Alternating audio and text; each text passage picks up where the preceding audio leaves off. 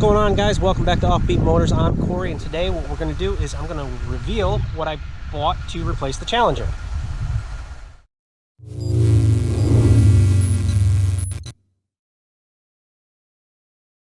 So if you watched my last video on my Challenger that I had, not the last video I posted, but the last video on my Challenger, you'll know that I no longer have it. That was a great car, had it for a few years, loved every minute of it, but I felt it was time to move on, and I decided to go in a different direction. It's not a muscle car, but it is the same color. So without further ado, this is my 2021 Jeep Gladiator Willys edition.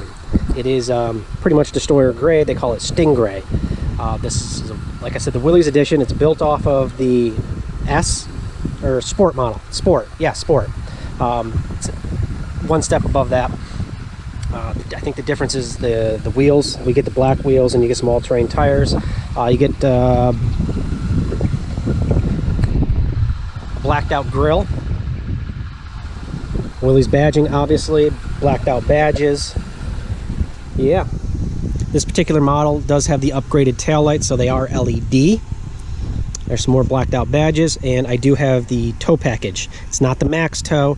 Max tow comes with 410 gears, and you can't get 410 gears in this for some reason.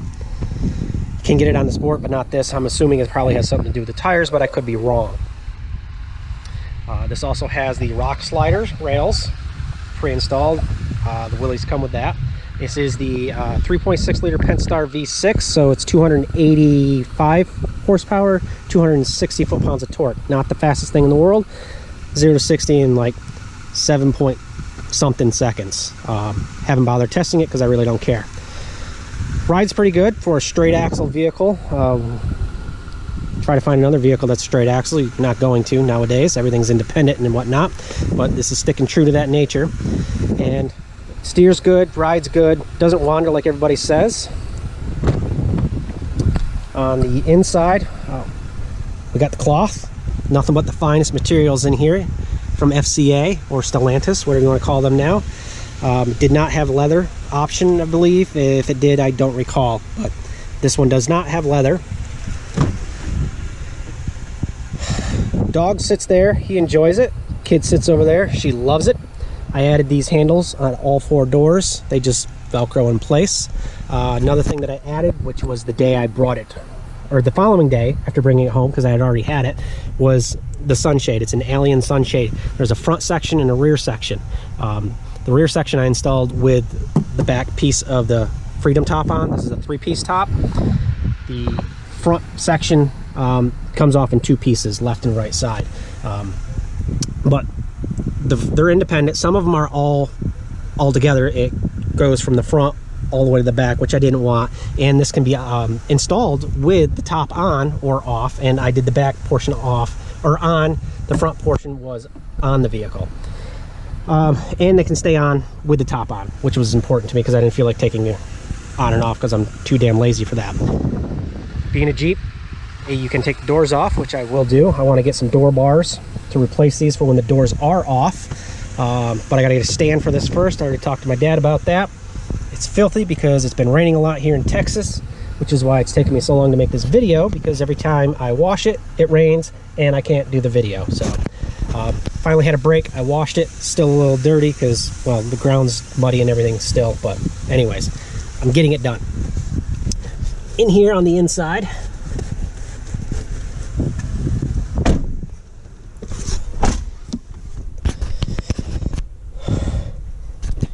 seen the Wranglers, you'll recognize the dash. It's pretty much the same. This is the 7-inch infotainment system. I didn't bother going with the 8-inch. I didn't feel as if I needed it, and this gives me everything I need. I got Apple CarPlay, or if you don't have Apple, you have an Android, you can have Android with this also, which then gives you access to your maps and stuff like that. It does have satellite radio, which is what I always listen to. In the center cluster, you do have an option to put your pitch and roll on, which is available, I think, at under 25 miles an hour. I usually just have my miles per hour in the center. And you can customize these, what goes up here, to whatever you want. Well, what's available to put up here. There's certain things you can put up here, and you can rearrange them however you want. So that's how I put mine. Gear selector knob. or not knob, but it tells you what, you know, 2 high, 4 high, 4 low. I picked this up with 3 miles on it, and I have 887 miles on it now in about 2 weeks. So yeah, I put a couple of miles on it. I do have heated seats, which was a must, and it comes with heated steering wheel. This particular vehicle also has the blind spot monitoring and the backup backup sensors. There is also a let's see, apps. There is a backup camera, and it's not just a camera like with my Challenger. It was just a camera. With this, it has 4 times zoom, so if you're backing up to hook up a trailer, you can see your tow hitch. I don't have a hitch installed right now, but that's where you would see it. So that's kind of cool. Need a compass? It's got you. So yeah, I usually just keep it on the radio here. So yeah, that's the inside. There's the selectors. One thing I don't like about this is there really isn't a place to put your phone. You have this cubby down here, but that's kind of out of the way. I mean, it's fine if you have this, I guess, you have your cable hooked up for your Android Auto or Apple CarPlay, and you get your text and stuff up here on the screen. But if you want to look at your phone or anything while you're driving for whatever reason, it'd be nice to have it up here. But I tried a phone holder that goes onto your vents, and it just doesn't work with this because this is so floppy and it spins. I had it over here and it just kept turning. So there is a spot down here, which I'm assuming is supposed to be for a cell phone holder, although it doesn't. Mine doesn't fit in there because it's too fat. Center console, there's a lower portion and an upper portion. Emergency brake handle right here. Glove box isn't the biggest in the world, but it gets the job done. I do have the upgraded floor mats, front and rear, which the back one goes all the way across. Stop beeping at me. It does have storage under the seat, and if you're not familiar with Jeeps, they actually give you a spot to put the bolts for the doors and the tops and the windshield and everything right here, and this actually tells you what to put where so you never lose them.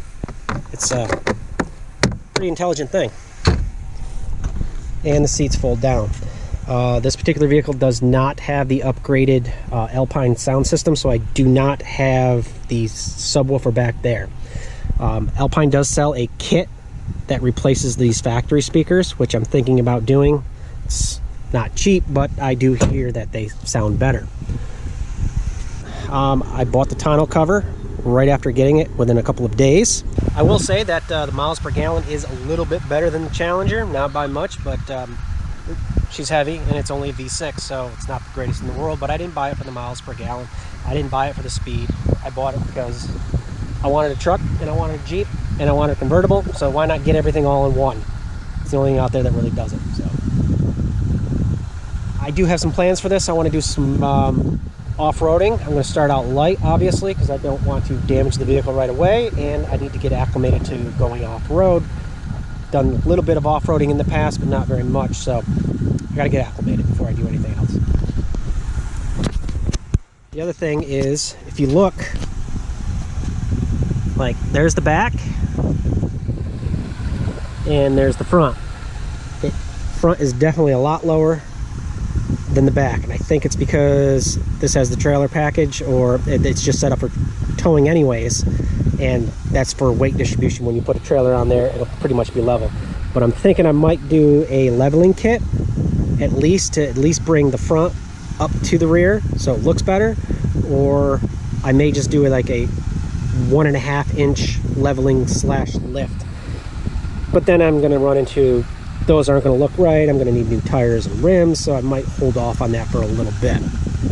So that's me Jeep. I hope you guys like it. I hope you guys stick around and you know, join me for the ride of which I'm about to have with this and where I'm going to go with it. I do have a solution for the whole cell phone holder issue. I'm going to make a video on it. I got the box in the mail the other day, but I haven't had a chance because of rain. Yeah, so I'm going to be doing a video on that. But Hope you guys enjoyed it. Don't forget to like, comment, subscribe, all that stuff. Follow me over on Instagram, and catch you guys in the next video.